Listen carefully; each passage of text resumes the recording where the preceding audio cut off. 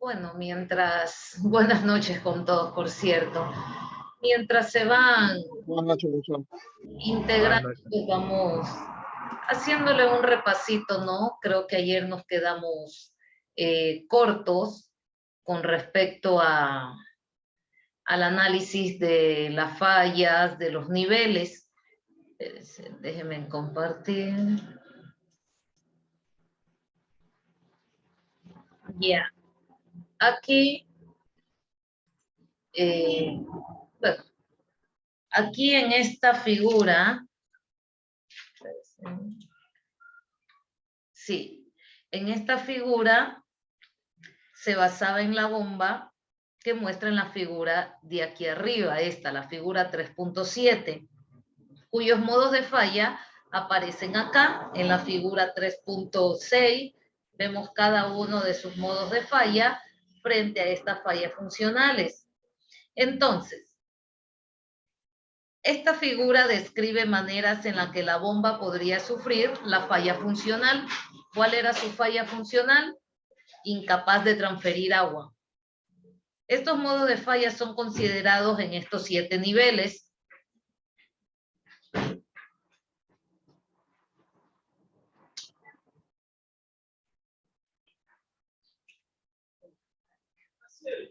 Perdón. El nivel superior, que es el nivel 1, es la falla general de la bomba. El nivel 2 reconoce la falla de los 5 componentes principales de las bombas. ¿Cuáles son esos? El eje, el motor, el acople de entrada y de salida. De allí en adelante las fallas son consideradas progresivamente con mayor detalle. Al considerar este ejemplo, notemos que los niveles han sido definidos y los modos de fallas han sido asignados a cada nivel con el único propósito de ejemplificar, no tienen que ver con una clasificación universal. Esta figura nos muestra todas las posibilidades de falla a este nivel, por lo que no debe utilizarse como ejemplo de un modelo definido. Es posible analizar algunos de los modos de falla, niveles más bajos que el 7, o sea, 8, 9, pero esto rara vez es necesario en la práctica. Los modos de falla que se incluyen solo se aplican a la falla funcional. ¿Cuál era? Incapaz de transferir agua. Entonces, esta figura nos muestra los modos de falla que podrían causar otras fallas funcionales, tales como la pérdida de contención o la pérdida de protección. Aquí también veíamos otras fallas.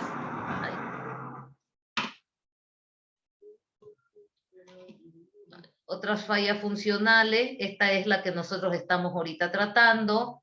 También ahí está la de que se transfiere menos de los 800 litros por minuto.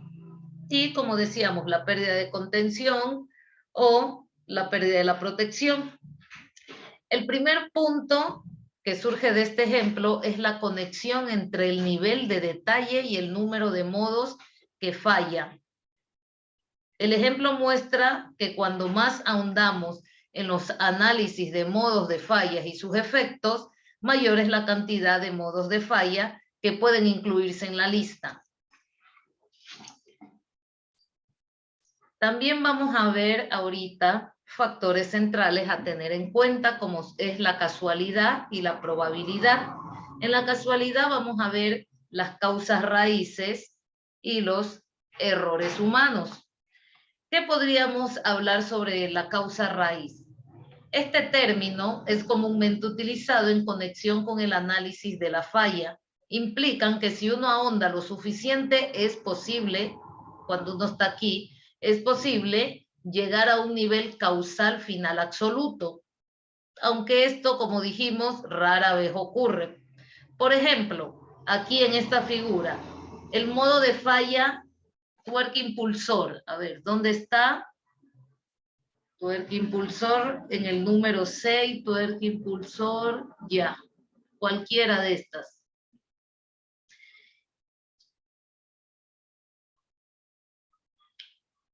La tuerca, a ver, sobreajustada, tuerca de impulsor muy ajustada. Aquí. Esta a su vez es causada por un error de montaje.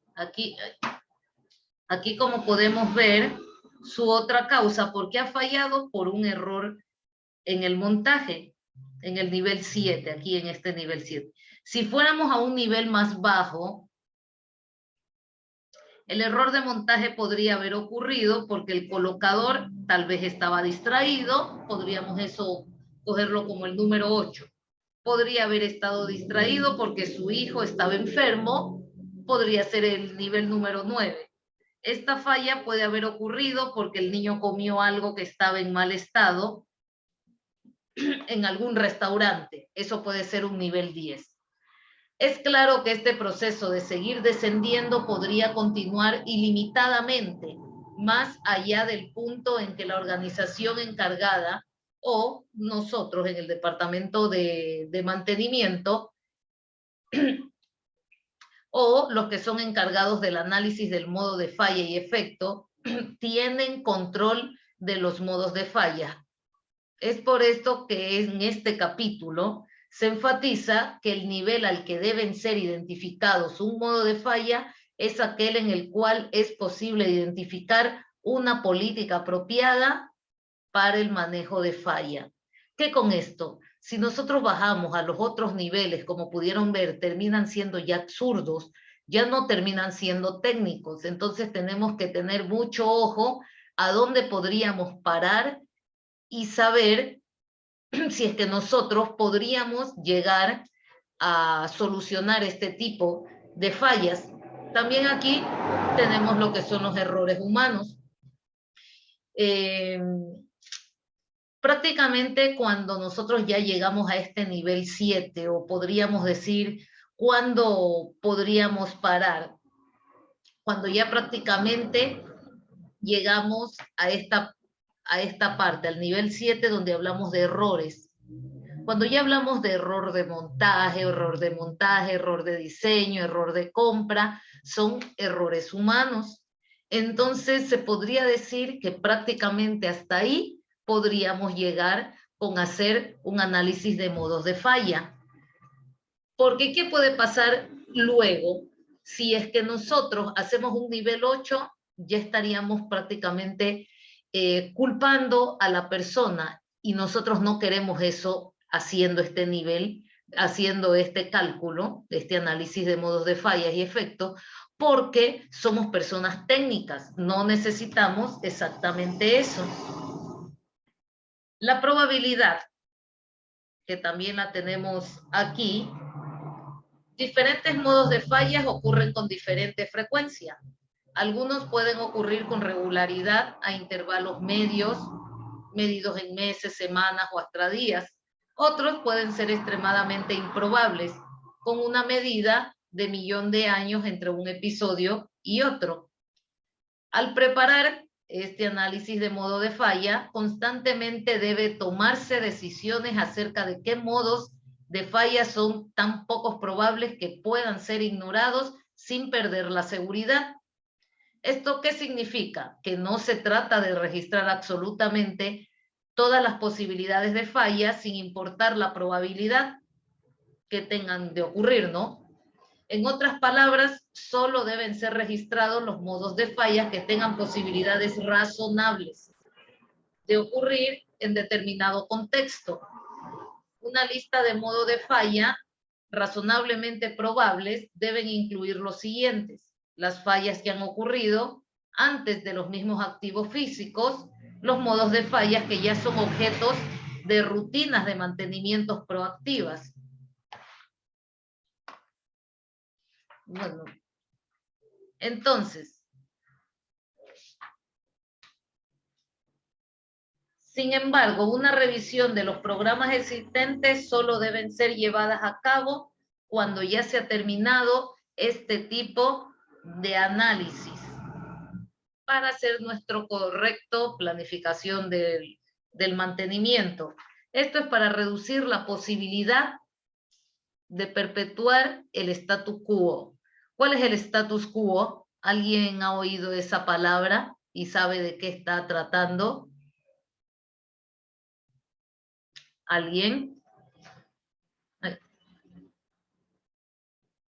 ¿Nadie? El statu quo es el estado en qué. O sea, es el estado de cosas en un determinado momento. Cuando ustedes escuchen este término, ustedes ya saben que es un estado de cosas que ocurren en el momento. Entonces, cualquier otro modo de falla que no haya ocurrido todavía, pero que se considere como una posibilidad real, se requiere un cierto criterio para identificar y predecir cómo lidiar con las fallas que aún no han ocurrido. Por otro lado, necesitamos registrar todos los modos de fallas razonables posibles, mientras que por otro, no queremos perder el tiempo con fallas que no han ocurrido antes y que son altamente improbables, increíbles en este determinado contexto. Y bueno, ahora tenemos que ver los efectos de la falla, porque ya vemos los modos de falla, ya hemos visto también las fallas funcionales. Ahora vamos a ver los efectos de la falla.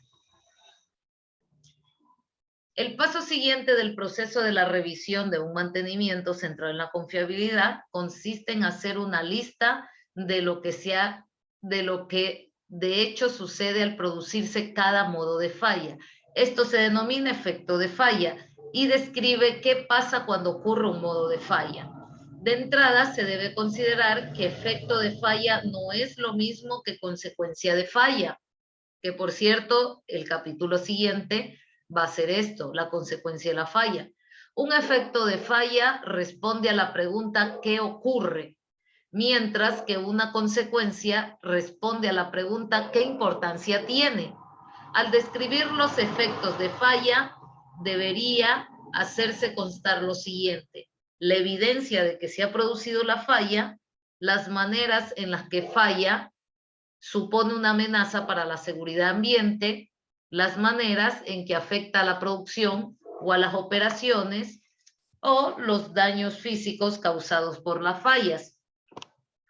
En lo que es la evidencia de que se ha producido, o sea, la evidencia de la falla, los efectos de falla deben describirse de tal forma que permitan a los analistas del plan de mantenimiento decidir si la falla será evidente a los operarios en el desempeño de sus tareas normales. Por ejemplo, la descripción debe indicar si la falla hace que se enciendan las alarmas luminosas o sonoras, o ambas. Si el aviso se produce en el panel local o en la sala de control o en ambos. Asimismo, la descripción debe indicar si la falla va acompañada o precedida por efectos físicos obvios, tales como ruidos fuertes, incendios, humo, fuga de vapor, olores extraños, manchas de líquido en el suelo. También deben de indicarse si la máquina se para como consecuencia de la falla. Al tratarse de dispositivos protectores, la descripción debe indicar brevemente qué pasaría si fallase el dispositivo protegido, mientras el dispositivo de seguridad o protector se encontrase inutilizado. Aquí, en las maneras que falla, supone una amenaza para la seguridad o ambiente.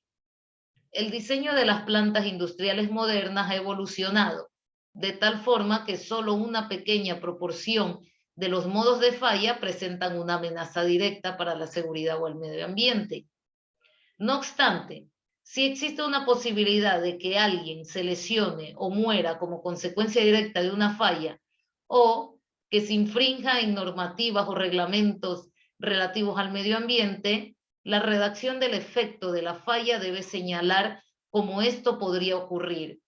Y al hacer una lista de estos efectos, no se debe prejuzgar, ojo con esto, a la evaluación de las consecuencias de la falla, haciendo declaraciones como esta falla puede perjudicar la seguridad, ni siquiera esta falla afecta al medio ambiente. Simplemente indicar lo que sucede y dejar la evaluación de las consecuencias hasta la etapa siguiente del mantenimiento centrado en la confiabilidad. Las maneras en las que afecta a la producción o a las operaciones. Una descripción de los efectos de falla debe aportar la máxima ayuda posible para determinar cuáles son las consecuencias operacionales y no operacionales de las mismas. Para hacer esto, debe indicar cómo y durante cuánto tiempo se afecta la producción, si es que resulta afectada, ¿no? Generalmente esto tiene que ver con el tiempo de parada de la máquina, asociado con cada falla. En este contexto, el tiempo de parada de máquina es el total de tiempo probable durante el cual la máquina permanecería fuera de servicio en condiciones normales. Desde el momento en que se produce la falla hasta el momento en que la máquina nuevamente se encuentre totalmente operacional. Esto generalmente es mucho más que el tiempo neto de operación. Para definir efectos de falla se debe responder a la cuarta pregunta: ¿qué sucede cuando ocurre cada falla? Uno de los objetivos principales de este ejercicio es establecer si es necesario el mantenimiento proactivo. Si desea hacer esto correctamente, no es prudente empezar suponiendo que se está realizando ya algún tipo de mantenimiento proactivo. Por ello, los efectos de falla deben describirse como si no estuvieran haciendo nada para impedirlos, o sea, empezar desde cero. Aquí tenemos las fuentes de información acerca de los modos de falla. Alguien a mí me decía dónde uno puede buscar información. Entonces, para obtener la información necesaria para armar el análisis de modo de falla y efecto, se debe ser proactivo. Debe dar tanto énfasis en la que podría ocurrir como a lo que ha ocurrido. Entre las fuentes de información más frecuentes nos encontramos la que nos puede propiciar el fabricante o proveedor del equipo. En la práctica, muy pocos fabricantes conocen la operación cotidiana del activo físico. La mejor forma de acceder a la información que poseen los fabricantes acerca del comportamiento equipo es pidiéndole a sus vendedores técnicos y experimentados que trabajen con la gente que virtualmente operan y mantendrán al activo para desarrollar este análisis, que sea satisfactorio para las dos partes. Se sugiere vendedores y no diseñadores. El diseñador no cree o normalmente se niega a admitir que su diseño pueda fallar.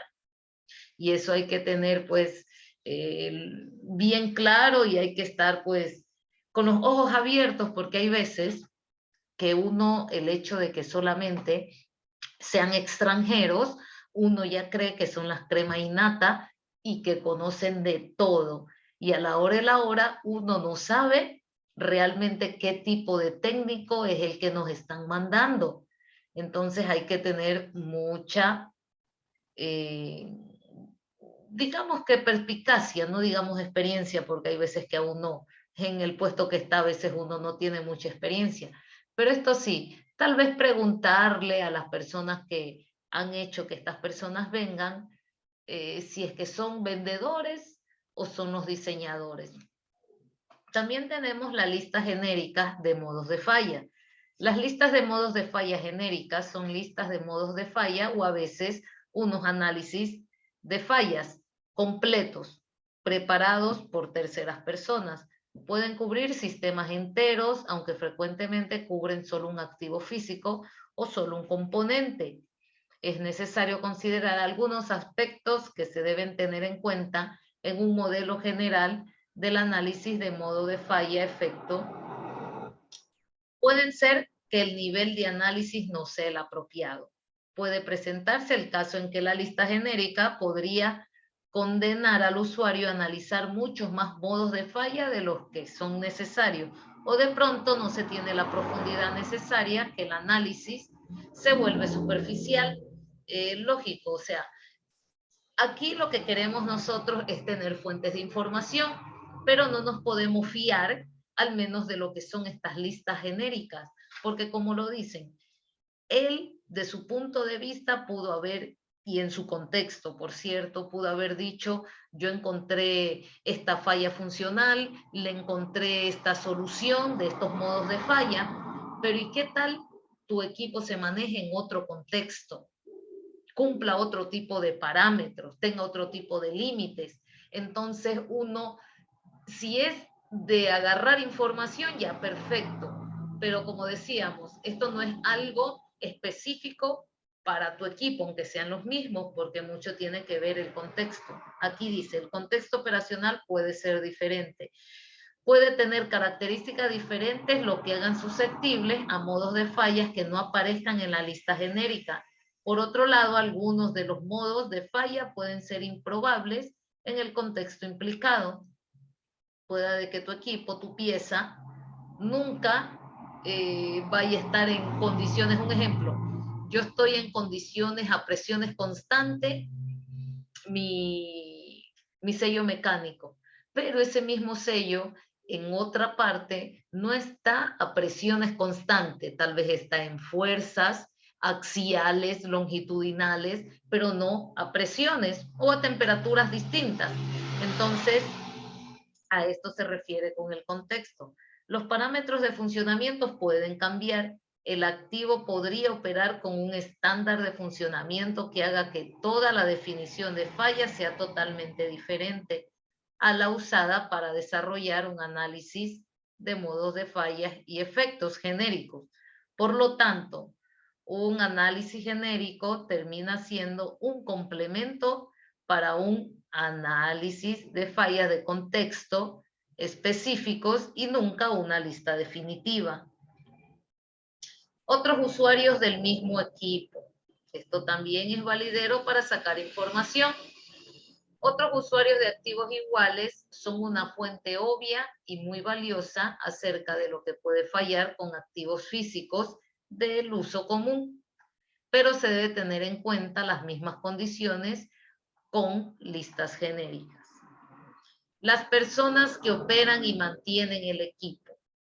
La mayoría de los casos, la mejor fuente de información para preparar un análisis de modos de falla y efecto son las personas que día a día operan y mantienen el equipo. Suena muy lógico, ¿no? Ellos son los que más conocen el equipo acerca de qué puede estar andando mal, qué importancia tiene cada falla y qué deben de hacer para repararla. Por esto, la mejor manera de capturar y recolectar esta información es haciéndolos partícipes formalmente de la preparación del análisis modo falla como parte del proceso general del mantenimiento centrado en la confiabilidad. Tenemos también el registro de antecedentes técnicos. También puede ser una valiosa fuente de información. Sin embargo, deben de ser tratados con cautela, ya que frecuentemente están incompletos. A menudo describen lo que fue hecho para reparar la falla en vez de lo que la causó. Y generalmente describen modos de fallas que en realidad son efectos de alguna otra falla.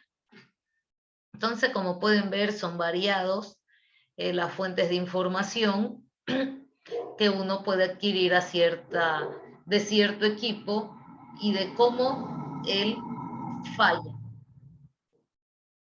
Aquí tenemos una hoja de información completa. Tenemos a su función, que es transportar material desde el depósito al transportador a un mínimo de 40 toneladas por hora. ¿Cuáles serían sus fallas funcionales? Ella puede fallar incapaz de transferir el material o transfiere material a menos de 40 toneladas por hora. Sus modos de fallas, como dicen, la causa. ¿Por qué fallaría en esta primera falla? Objetos extraños obstruyen la salida de la tolva. Objetos extraños atascan el tornillo sin fin. Los rodamientos del tornillo sin fin se engarrotan. Y así sucesivamente uno puede seguir describiendo causas que han producido las fallas.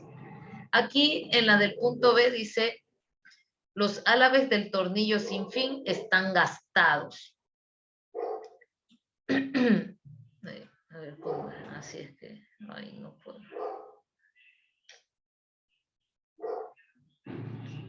Bueno, ay, no sé ni de dónde agarrarlo. Entonces, los efectos de falla. ¿Qué sucede cuando falla? Aquí, el flujo del material al silo se para después de 10 minutos y suena la alarma en la sala de control cuando el nivel en el silo es inferior a 75 toneladas. El despeje de la obstrucción causa 4 horas de parada. Esto es lo que sucede cuando falla la falla principal, perdón, la función principal. Otro efecto, el motor del tornillo sin fin se dispara y se activa la alarma de desconexión en la salida de control. El flujo del material se para y normalmente se tarda 2 horas en despejar el tornillo sin fin. Esto es si el objeto extraño atasca el tornillo sin fin. Ahora, con la causa de los rodamientos del tornillo sin fin se engarrotan, ¿cuál es el efecto? Se dispara el motor del tornillo sin fin y se activa la alarma de desconexión. El flujo del material se para. Esto se tarda 4 horas para reemplazar el rodamiento. Aquí tenemos, para la falla funcional, transfiere materia a menos de 40 toneladas. ¿Cómo falla? Porque los alaves del tornillo sin fin están gastados. ¿Qué sucede cuando están gastados? El flujo del material va disminuyendo, los requerimientos del sistema hacen bajar el nivel del silo hasta que se dispara la alarma del nivel. Entonces, esta es otra hoja que uno va a ir llenando. Y bueno, tenemos también otra hojita más larga, pero aquí ustedes no alcanzan a leer. Aquí lo que se puede leer, ¿qué tenemos aquí en esta hoja de información? Tenemos al sistema activo, que es la turbina de gas de 5 megawatts. Tenemos a un subsistema, que es el sistema de escape.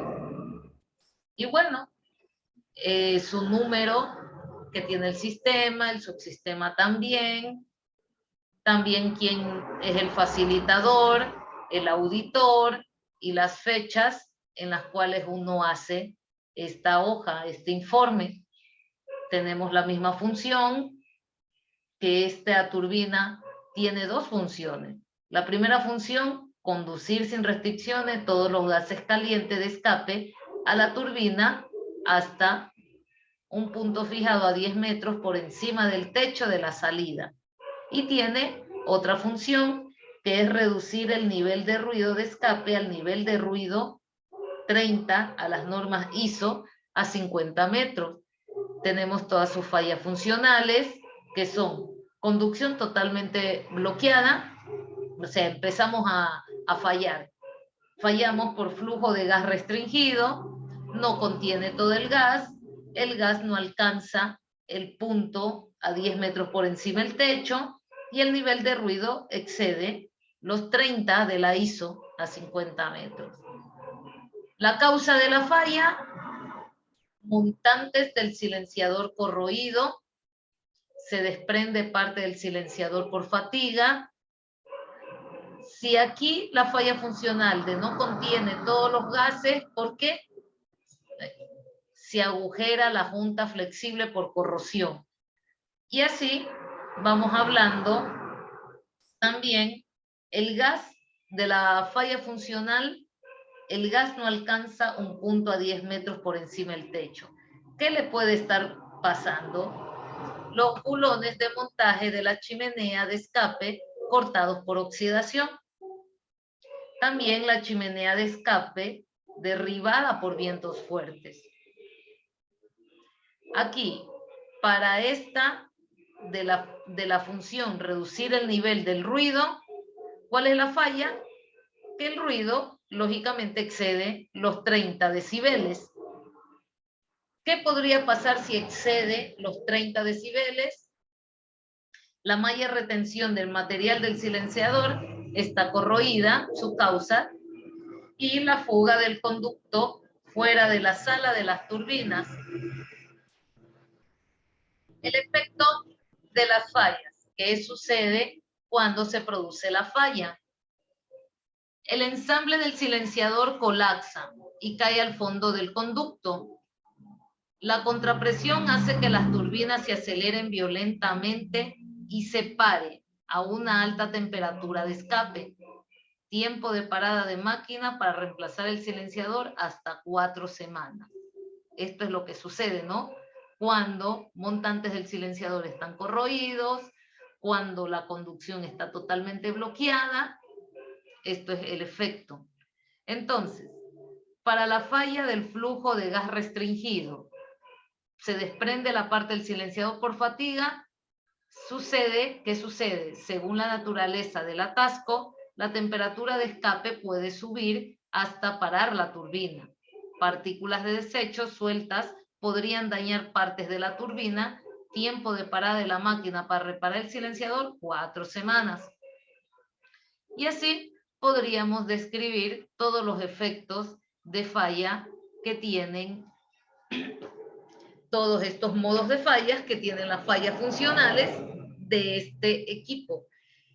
Entonces, yo quisiera saber qué dudas tienen acerca de cómo hacer un informe, una hoja de informe del análisis de las fallas funcionales y efectos. Quisiera saber qué se entendió, qué no se entendió. Eso.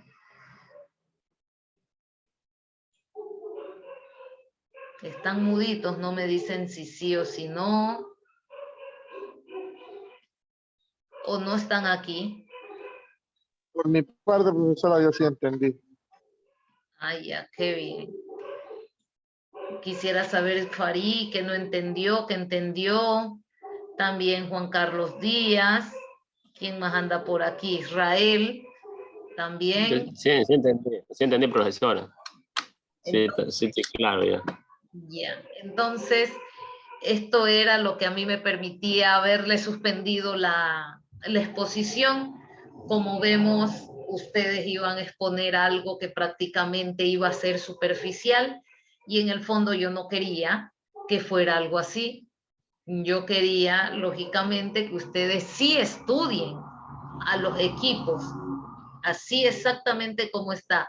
Me digan la función, me digan las fallas funcionales, me digan sus modos de falla, sus efectos. Esta hoja es inmensa porque ya mismo se vienen las consecuencias de las fallas. Y así, de esta forma, es que yo quisiera que nosotros hagamos nuestro plan de mantenimiento, porque esto es una parte, es lógicamente el análisis. Porque después de que tú analizas todo esto, ya conoces con esta hoja el análisis AMFE, tú cuando lo terminas de hacer tu análisis, ahí recién tú dices, vamos a tomar estas medidas. Para este equipo, para esta pieza, le hacemos un mantenimiento predictivo por su nivel de criticidad, hacemos un mantenimiento correctivo, ya que nos está haciendo efectos y causas muy graves, está dañando, como dicen, al medio ambiente o a la persona en particular. Entonces, esto era lo que yo quería primero que ustedes supieran antes de ya irse realmente a la industria. Entonces, deje ver qué hay. Bueno, aquí dice, ¿qué es lo que causan las fallas? Lesiones al personal, daños al ambiente, tiempos muertos, que eso le cuesta mucho a la empresa, la baja disponibilidad, que eso también es lo que queremos evitar, porque tenemos que hacer a los equipos confiables. En nuestras manos, que somos los técnicos de mantenimiento, está que los equipos siempre tengan esta disponibilidad, saber que ellos no van a parar la producción. El bajo rendimiento, la velocidad de producción, exactamente, no queremos que tenga un rendimiento del 70, del 60, sabiendo que el equipo puede dar un 90, 98%. También, ¿qué es lo que causan las fallas? Defectos en la calidad, lógicamente. la mayor generación de merma, lógico, se baja la producción, hay mayor consumo de energía. Esto yo cómo lo podría traducir el mayor consumo de energía. Yo podría decir que cuando uno para la planta y te toca ponerla en acción, prenderla, lógicamente hay mucho consumo de energía, punto uno. Y si vamos a un equipo pequeño, hablemos de cualquier equipo, cada vez que tú lo conectas y lo apagas, hay picos de amperaje y eso es lo que a ti te consume la energía, sea lo que sea, hasta el mismo cargador, que claro, ocupa menos voltaje, ¿no? Pero el hecho de conectar, desconectar, conectar son picos. Mejor lo mantengo conectado el momento que yo lo requiero y lo desconecto en el momento.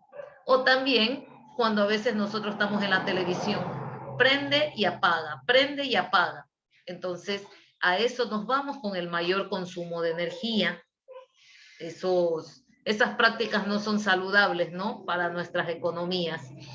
Entonces, chicos, si ustedes no tienen qué más decir, creo que es todo por hoy.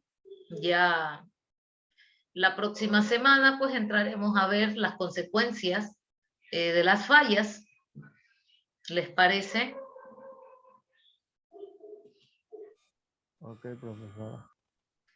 Bueno, entonces nos estamos viendo.